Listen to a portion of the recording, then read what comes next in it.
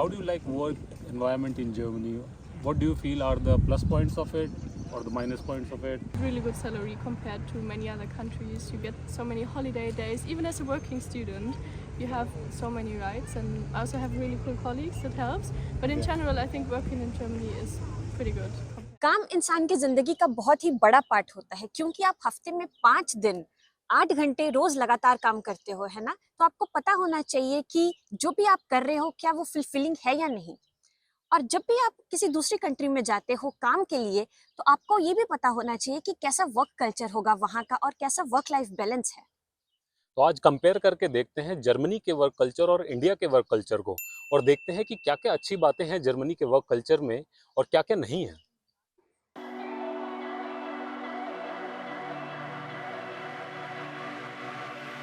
So, you are from Germany? I am, yes. I'm originally from Germany. Okay. Do you work here? I do. I have a working student position. I'm still studying, still going to uni, but I Okay. work 15 hours a week. 15 hours a week. For what? In what area? It's a startup. They do energy management. Energy management. And I'm working in the finance and accounting department. Finance and accounting. Nice. So, how do you feel? Like, is it good? Working environment, work culture, work-life balance, salary. Do you think it's fine? It's good? What do you think? Definitely, yeah. I really enjoy working in Germany. What I really like is that we have so many rights that like workers put. And I think just in general in Germany, work-life balance is really good. I think work life balance एक बहुत ही ज़्यादा important चीज़ है। इंसान जो है daily 8 घंटे काम करता है ना, और महीने में 22 दिन कम से कम काम करता है।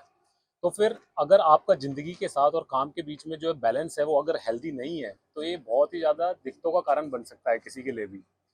जर्मनी में हमें 4 साल हो गए हैं अब काम करते हुए, और हमने इंडिया में भी 4-5 साल काम किया हुआ है।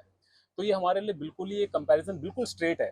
दोनों मार्केट्स में इतने साल काम करने के बाद बिल्कुल कंपैरिजन हमारा स्ट्रेट है कि जर्मनी का वर्क कल्चर जो है, वर्क लाइफ बैलेंस बहुत ही बढ़िया है। यहाँ पे जो लेबर लॉज हैं इसके अराउंड बहुत ही ज़्यादा स्ट्रिक्ट हैं। कोई भी एम्प्लॉयर जो है अपने एम्प्लॉय से कभी भी एक्स्ट्रा काम की रिक्वेस्ट नहीं करता है, ना ही डिमांड करता है। आप दिन में अगर आपका कॉन्ट्रैक्ट 8 घंटे का ही है, तो आप दिन में सुबह से लेकर शाम तक 8 घंटे ही काम करोगे। उसके बाद आपका मैनेजर डिमांड नहीं करेगा, ना फॉल्स एक्सपेक्टेशन रखेगा बेकार की कि आप बैठ के काम करके दो उसको। और इंडिया में आप कितना भी काम कर लो, मैंने खुद अपने आप एक्सपीरियंस किया है अपने ऊपर, मैनेजर्स को आप खुश ही नहीं कर सकते। आप रात के 8 बजे भी अगर घर जा रहे हो उठ के, तो डिमांड ऐसी होती है कि अभी तो 8 ही बज रहे, कहाँ चल दिए। तो फिर ये कितनी गलत बात है, इंसान की ज़िंदगी बचती ही नहीं है। ठीक है, तो यहाँ पे आपको 8 घंटे ही काम करना है तो आप 8 ही घंटे करोगे। उसके ऊपर आपकी मर्जी है तो आप काम कर रहे हो, कुछ इंपॉर्टेंट है, आपको पता है कि ये कुछ इंपॉर्टेंट काम है जो करके देना है पर्सनली आपके लिए, जो कि आप बहुत दिन से लटका के रखा हुआ है, जो भी रीज़न हो सकते हैं, पर लेकिन वो आपकी पर्सनल मर्जी है, आपकी खुद की मर्जी है। कोई भी आपसे यहाँ पे रिक्वेस्ट नहीं करता, कोई डिमांड नहीं करेगा। और इन केस अगर आपको मैनेजर आपके काम करने के लिए ओवर टाइम करने के लिए बोलते भी हैं, तो वो ओवर टाइम पे किया जाता है। ऐसा नहीं है कि आप बस दिन भर घिसी जा रहे हो और उसका कोई भी आपको रिवॉर्ड नहीं मिलेगा, है ना। और यहाँ पे जो लेबर लॉज है ना, वो इतने स्ट्रिक्ट हैं जर्मनी में कि आपको लेबर लॉ की तरफ से 30 पेड लीव्स मिलेंगी ही मिलेंगी। आप किसी भी एम्प्लॉयर के साथ अगर एसोसिएटेड हो, कहीं पे भी जॉब कर रहे हो, आपको जर्मनी की हर एक कंपनी आपकी 30 पेड वेकेशंस देगी। और इसके अलावा सिक लीव, इन केस अगर आपको कोई भी फिजिकल या मेंटल प्रॉब्लम फील हो रही है, तो आप आराम से सिक लीव ले सकते हो, जो इन 30 पेड लीव से अलग होती हैं, इंक्लूडेड नहीं, है ना। और 2 से 3 दिन तक तो आप बिना डॉक्टर स्लिप प्रोवाइड करे भी सिक लीव ले सकते हो। I think I've read a study recently. The Germans work like in Europe the least amount of hours a year in total compared like to all the other European countries. That's so I think strange work-life because balance here is like pretty because good. that goes against the German reputation, you know. Because Germans, I think, like to work more. No. We do, but we also do enjoy our time off, and especially we have protected weekends. We have so many holiday days. I think that's just really helps. Yeah, and yeah. also we do get paid sick days all the time. Yeah, like, yeah. It's unlimited basically. Yes. और आपके sick leaves के अलावा आपको अपनी child sick leaves भी मिलती हैं। अगर आपके बच्चे हैं और कोई बीमार हो गया है, तो आप उसके लिए भी सिक लीव ले सकते हो अपने ऑफिस से। तो बताइए ये कितनी बड़ी बात है।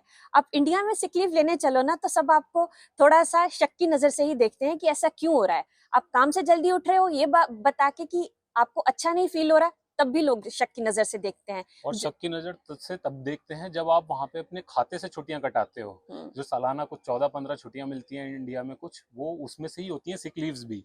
तब भी आपको शक की नज़र से देखा जाता है कि ये तो नाटक कर रहा था, ये बीमार नहीं होगा। यहाँ पे वो कोटा अनलिमिटेड है, सेपरेट है आपकी 30 छुट्टियों से, तब भी आपको कोई शक की नज़र से नहीं देखता। जो भी था वो ठीक था, वो आपकी पर्सनल डिसीजन है। इंडिया में आपको फील होता है कि आप मशीनरी के एक पार्ट हो जो बस चलता रहे चलता रहे चलता रहे। पर जर्मनी में ऐसा फील होता है कि आप एक इंसान हो, आपका वर्क और आपकी लाइफ जो है वो दोनों ही इम्पोर्टेंट है और दोनों ही सेम लेवल पे ट्रीट की जाती है एम्प्लॉयर्स की तरफ से। वर्किंग आवर फ्लेक्सिबिलिटी की बात करें तो जर्मनी में प्रिंसिपल ऑफ ट्रस्ट है। यहाँ पे आपको अपनी किसी भी पर्सनल अपॉइंटमेंट पे जाना है, डॉक्टर को दिखाने जाना है या कोई गवर्नमेंट ऑफिस का काम पूरा करने जाना है, तो आप अपने वर्क आवर्स के दौरान सिर्फ अपने मैनेजर को इन्फॉर्म करके जा सकते हो, है ना। यहाँ पे मैनेजर को पता है कि आपको क्या काम है और फिर ये आपकी रिस्पॉन्सिबिलिटी है कि अपना काम जो भी है वो कैसे खत्म करना है या कैसे डिलीवर करना है, राइट। बट इंडिया में ऐसा नहीं है, आपको पता है। आप दिन में अगर आप इमेजिन करो अपने पर्सनल काम के लिए उठ के जाना, ये बहुत बड़ा टास्क लगता है क्योंकि सब आपको ऐसे देखते हैं कि oh you are going for your personal appointment, है ना। वहाँ पे जो हमारी मैनेजमेंट है ना, उसको ट्रेन ही ऐसे किया जाता है कि एम्प्लॉयज़ के बस पीछे पड़े रहो, उनसे एक एक घंटे बाद पूछते रहो कि कितना काम हो गया, क्या रह गया, क्या बचता है, क्या किया अभी आपने। बहुत ज़्यादा माइक्रो मैनेजमेंट है। तो ये जो कल्चर इंस्टिल किया जाता है ना एक एम्प्लॉय के मन में, उसको यही रहता है कि अपने पर्सनल कामों को तो वो बैक सीट पे डाल दे और जो उसका मेन प्रायोरिटी है वीकडेज में, वो सिर्फ और सिर्फ उसका काम होना चाहिए उन 8-9 घंटों के दौरान, है ना। तो आपको जो भी अब बैंक जाना है, डॉक्टर्स के पास जाना है, अपना कोई हेल्थ का इशू है, आप सब वीकेंड्स पे प्लान करने लगते हो जब आपको अपनी फैमिली को भी टाइम देना होता है। तो आप सोचिए कि कितना इम्बैलेंस क्रिएट होता है हम इंडिया के वर्क कल्चर में, है ना। You get really good salary compared to many other countries. You get so many holiday days. Even as a working student, you have so many rights, and I also have really cool colleagues. That helps. But in general, I think working in Germany is pretty good compared to the rest. तो next point की बात करते हैं, quality of work. जो काम आपको German companies में करने के लिए मिलता है उसकी क्वालिटी हमेशा थोड़ी हायर साइड पे ही होती है। यहाँ पे जो काम होता है उसका काफ़ी अच्छा मीनिंग होता है और वो आपके पूरे स्किल सेट का प्योर यूज़ होता है उसके अंदर। वो काम को मीनिंगफुल बनाता है। असल में आपको सीखने के लिए बहुत कुछ मिलता है, बहुत चीज़ें आप अपनी जो स्किल सेट होता है उसको शार्प रखते हो यहाँ पे, क्योंकि मार्केट में डिमांड वैसी ही है। और जो काम आपको डेली मिलता है उसकी कंज्यूमर डिपेंडेंसी भी काफ़ी होती है। उस काम का जो इम्प्लीकेशन होता है मार्केट पे, कंज्यूमर मार्केट पे, आपको दिखता है कि वो काफ़ी हाई है, तो उसकी क्वालिटी भी हाई डिमांड करी जाती है आपसे और आपको सीखना पड़ता है बहुत कुछ उस काम को कंप्लीट करने के लिए। ये यहाँ पे डेली वर्क लाइफ का बहुत अच्छा पार्ट है। और सेम ही चीज़ अगर देखी जाए इंडिया में, तो इंडिया में ये चीज़ आपको बहुत मुश्किल से ही मिलती है अनलेस आप कोई बड़ी कंपनी में ना हो। एवरेज केसेस में देखा जाए तो वहाँ पे काम जो है रेपिटेटिव ही मिलता है। आप अपनी डेस्क पे कोने में बैठे हो, कोई आपको कोई पूछ नहीं रहा है, आपका ओपिनियन मैटर नहीं करता है और आप जो हो वही रेपिटेटिव काम जो है बस करके दे रहे हो लो क्वालिटी काम। और किसी को मतलब नहीं है कि आपकी जो स्किल्स हैं वो ग्रो करनी चाहिए, आपकी पर्सनल जो ग्रोथ है उस पर भी ध्यान देना चाहिए, प्रोफेशनली आपकी ग्रोथ होनी चाहिए और इस चीज़ का कोई वहाँ पे ध्यान नहीं देता। जर्मन कंपनीज में आपको अपनी मैनेजमेंट के थ्रू रोज ही पुश मिलता है ऐसा, और बहुत एनकरेजमेंट मिलती है कि आप अपनी बात कहें, अपनी बात को टेबल पे रखें। और इसकी बहुत ही वैल्यू है क्योंकि उनको मालूम है कि ये जो है ओवरऑल क्वालिटी ऑफ वर्क को इंक्रीज करता है। जो भी फाइनली एक काम का निष्कर्ष निकल के आएगा वो हायर क्वालिटी का होगा और ये आपको भी एज अ प्रोफेशनली ग्रो करने में बहुत ही ज़्यादा मदद करता है। क्योंकि यहाँ पे जो लोग हैं बहुत ही ज़्यादा कॉन्फिडेंट हैं। यहाँ पे जो लोग जिनके साथ आप रोज़ कॉम्पीट कर रहे हो वो बेसिकली 18 साल से घर से निकले हुए हैं और उन्होंने अपनी डेली लाइफ बिताई हुई है घर से बाहर, विदाउट घर के सपोर्ट से, जॉब करके, दुनिया से डील करके। तो उनमें आप देखेंगे तो एक अलग ही कॉन्फिडेंस दिखेगा और आपको लगेगा कि आपने तो बहुत चीज़ें हैं जो मिस कर दी हैं, जो चीज़ें आपने सीखी नहीं है। तो यहाँ पे थोड़ा फास्ट पेस्ड है एनवायरनमेंट, आपको बहुत जल्दी चीज़ें सीखनी होती हैं, तो ये आपको जो है एक बेटर प्रोफेशनल ही बनाता है in the end. What do you think about like the retirement age in Germany? It's 67, right? I think Retirement so, age. yeah. So it's a bit much if you, yeah, in my opinion, it's a bit much. What do you think about it? I think it just also depends on the industry you work in. If you work at an office job, I think you are still able to work at 60-70 on average. If you work on a construction site, of course that completely differs. It just depends. But also, if people are getting older all the time, somehow we have to fund it. And so if they are still healthy and able to work in an environment that is supportive of them, I think 67 is fine. Okay. On the construction side, of course, it's a bit different. Like, yeah, just depends. Okay, so according to you, German work life is all good. Nothing bad about it? Anything bad about it? I have nothing to complain. Okay, No, I think alright. it's pretty good. Like the Nice. entire package is good. I mean, Alright. nowhere it is perfect, but Yes. I think here you just get everything from a good side. तो जो Germany में ये higher quality of work, जो कि work life balance अच्छा है और flexibility of hours भी बहुत अच्छा है, मीनिंग है यहाँ पे जो काम के आपको रोज मिलता है, वर्क लाइफ का बहुत ही अच्छा मीनिंग निकल के आता है एंड में जो आप डेली करते हैं। तो ये सारा का सारा जितने भी पैरामीटर्स हैं जो कि जर्मनी के फेवर में हैं, ये ओवरऑल वर्क एक्सपीरियंस को बहुत ही एक हैप्पी वर्क एक्सपीरियंस बनाते हैं। यहाँ पे वर्क लाइफ जो है लोगों की हैप्पी है।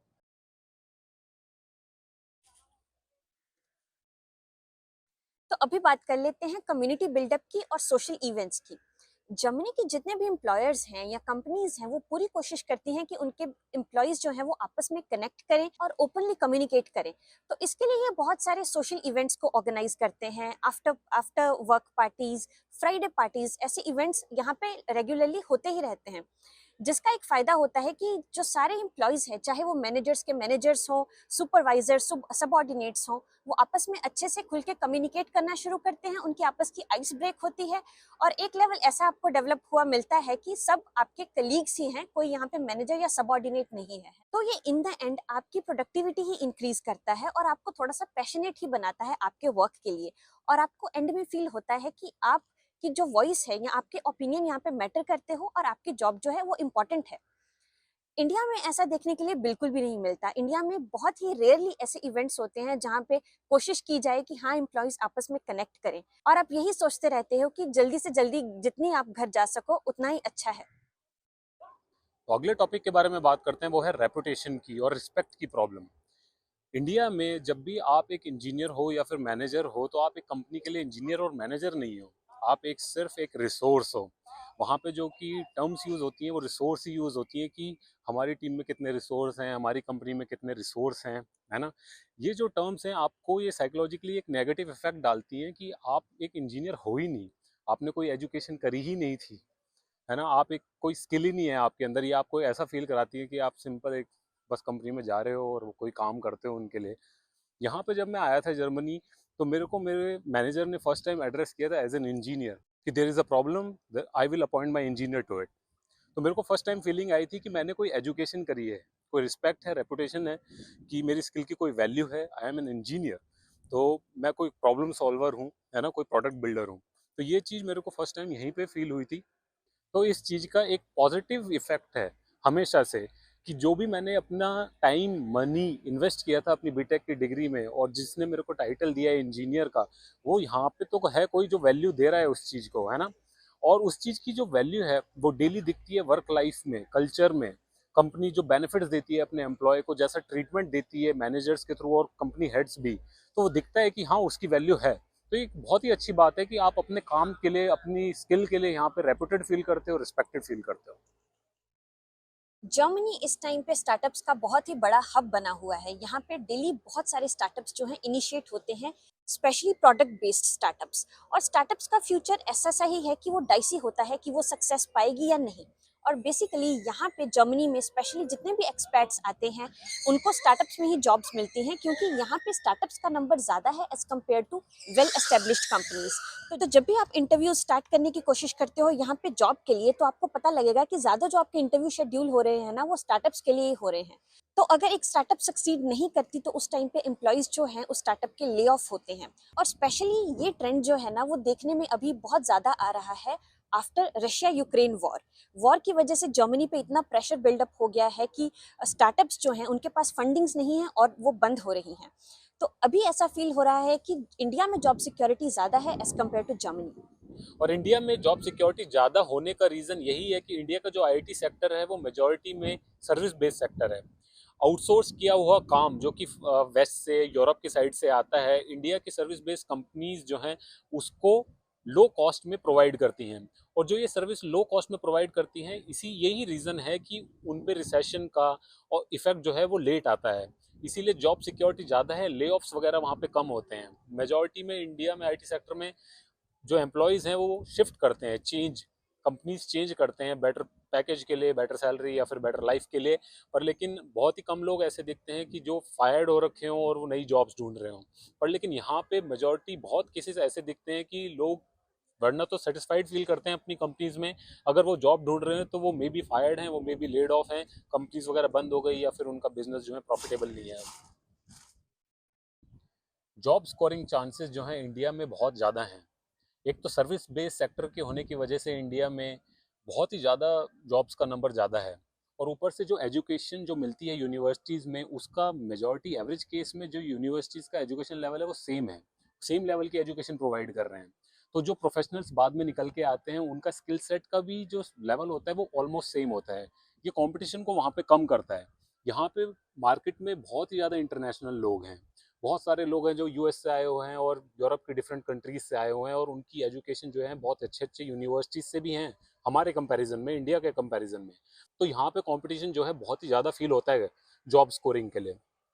और एक और बात है कि यहाँ पे जो इंटरव्यू प्रोसेस है ना जर्मनी में, वो बहुत ही लंबे होते हैं। आपको महीनों महीनों तक भी आपके इंटरव्यू प्रोसेसेस चल सकते हैं, और हो सकता है कि आपने बहुत देर वेट करी है एम्प्लॉयर के रिप्लाई में और आपको रिप्लाई नहीं आ रहा हो। तो ये जो इतना लंबा टाइम है जिसमें आपको वेट करना पड़ता है कि आपको जॉब मिली है या नहीं, ये पता करने में, ये बहुत लंबा है और थोड़ा प्रोसेस को पेनफुल बनाता है। एम्प्लॉयज़ का जर्मनी में इमोशनली और फाइनेंशियली एक्सप्लॉइट होना बहुत ही कम सुनने में आता है। यहाँ पे जो लेबर लॉज हैं बहुत ही ज़्यादा स्ट्रिक्ट हैं। अगर आप किसी को भी हायर करते हो किसी भी काम के लिए, किसी भी तरीके के काम के लिए, आपको उसको मिनिमम वेज देनी पड़ती है। वो मिनिमम वेज जो है उसको इंश्योर करती है कि वो अपनी लाइफ जर्मनी में एटलीस्ट जी पाए। ठीक है, और आप इमोशनली भी यहाँ पे एक्सप्लॉइट नहीं कर सकते हो एम्प्लॉयज़ को, क्योंकि यहाँ के एम्प्लॉयज़ खासकर ऐसे होते हैं कि वो लीगली बहुत ही ज़्यादा कॉन्शियस होते हैं, बहुत ही ज़्यादा एक्टिव होते हैं। वो देर नहीं लगाते हैं कि केस करने में, लॉयर्स की मदद लेके कंपनी पे केस करने के लिए कि हमारा इमोशनली एक्सप्लॉयटेशन हुआ है यहाँ पे। और इन सब चीज़ों से कंपनीज बहुत डरती भी हैं, बचने की कोशिश भी करती हैं, जो कि एक सही भी बात है। तो यहाँ पे एक्सप्लॉयटेशन ओवरऑल देखने में बहुत ही कम मिलता है। और इंडिया में ये सिचुएशन बिल्कुल ही ऑपोजिट है। इंडिया में तो बहुत ही कॉमन है फाइनेंशियल और emotional exploitation of the employees. किसी भी फील्ड को आप उठा के देख लीजिए कि चीप लेबर को एम्प्लॉय किया जाता है वहाँ पे, और फिर उस लेबर को स्ट्रगल करनी पड़ती है कि वो अपनी सैलरीज ले, है ना। और अखबार में तो बहुत सारे किस्से ऐसे सुनने को मिलते ही हैं, पढ़ने को ऐसी न्यूज़ मिलती ही है कि एम्प्लॉयज़ को लड़ना पड़ रहा है अपनी सैलरीज लेने के लिए, और फिर भी उनसे एक्सपेक्ट किया जा रहा है कि वो जॉब पे वापस आएँ। और इमोशनल एक्सप्लॉइटेशन तो आपको इंडिया में हर जगह ही मिलेगा। एम्प्लॉयज़ पे हमेशा ये तलवार लटकती रहती है कि उनको ये फील करवाया जाता है कि वो इजीली रिप्लेसेबल हैं। इंडिया की पॉपुलेशन इतनी ज़्यादा है और इतना ज़्यादा अनएम्प्लॉयड यूथ है कि कोई भी आपकी जॉब आपसे कम पैसे में करने के लिए एकदम रेडी होता है ना। तो आप हमेशा इसी होड़ में रहते हो कि आपकी जॉब आपके लिए बनी रहे। आपको प्रेशर किया जाता है कि आप ओवर टाइम करो और उसके रिटर्न में कुछ मांगो भी नहीं, आप एक्स्ट्रा सैलरी भी एक्सपेक्ट नहीं कर सकते, है ना। और वर्क लाइफ बैलेंस तो आपका बिल्कुल जीरो ही हो जाता है, और आपसे ये भी एक्सपेक्ट किया जाता है कि अगर आपके पास काम है और आपने अपना काम नहीं खत्म किया तो आपको वीकेंड्स पे भी आके अपना काम खत्म करना पड़ सकता है। तो ये जो सारी चीजें हैं वो एडअप करती हैं एक एम्प्लॉय को इमोशनली वल्नरेबल फील करवाने में। आशा करते हैं कि आपको ये हमारी वीडियो अच्छी लगी होगी। हमारे चैनल लैंडेड इन जर्मनी को जरूर सब्सक्राइब करें, and stay tuned for the next videos. Thank you so much.